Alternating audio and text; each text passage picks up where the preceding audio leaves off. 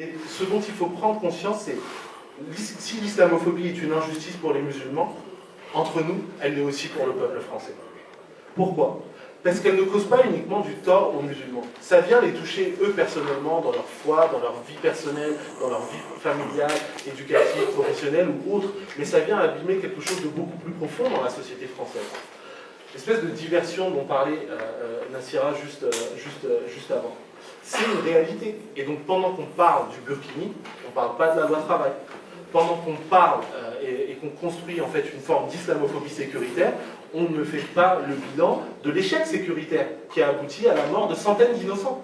Il n'y a personne qui a été viré pour avoir mal réalisé son travail de renseignement et avoir surveillé des milliers d'innocents, parmi lesquels 5 coupables s'étaient glissés. Il n'y a personne qui a fait ce bilan, il n'y a personne qui a été renvoyé dans n'importe quel pays du monde. Dire à une heure de grande antenne, je cite, que les nègres américains ont soutenu l'esclavage, dire à une grande antenne que le foulard des femmes musulmanes est un combat essentiel pour la République, dire à une heure de grande écoute qu'une partie entière de la population est un problème, c'est un renvoi ou une démission dans l'heure qui suit. Pas chez nous. Donc vous voyez bien qu'on assiste à un affaissement du débat démocratique et que ça ne cause pas uniquement du tort aux musulmans, mais à l'ensemble de la population. Donc, l'enjeu, aujourd'hui, pour les années qui viennent et pour les élections qui viennent, c'est d'inverser ces logiques-là. De dire qu'au bout du compte, on n'a pas envie d'être assis dans le siège du problème. Non seulement on va se doter des moyens répressifs de lutte contre les injustices sur le plan phénoménologique, mais on va être capable aussi de les anticiper et de les déconstruire sur un plan systémique. Et quand on fait ça, qu'est-ce qu'on est en train de faire? On est en train de reprendre du pouvoir en tant que peuple. D'accord?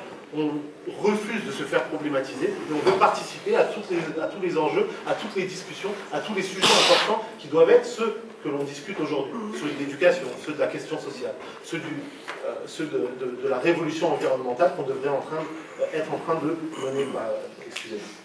Donc ne pas être défini par cette assignation à une case problématique, d'accord, et comprendre que la lutte n'est pas une posture, elle est la conséquence d'une injustice.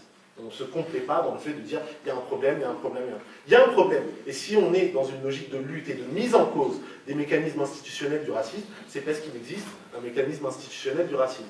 Donc quand le gouvernement dit le CCIF et persona non grata au ministère de l'Intérieur parce qu'on parle de racisme d'État, on leur répond quelque chose de simple. Promis, on arrêtera de le dire quand vous arrêterez de le faire. D'accord? D'ici là, on continuera à faire notre travail de manière totalement indépendante. Voilà. Donc, je terminerai là-dessus. Poser la question de l'islamophobie, c'est poser la question du racisme. Poser la question du racisme et de ses mécanismes, c'est poser la question de la diversion. Poser la question de la diversion, c'est reposer la question qui est centrale aujourd'hui dans ces rapports de force, qui sont aussi parfois des rapports de classe, celle de la justice sociale et économique, celle qui fait qu'on est des citoyens de plein droit et en toute égalité. Merci.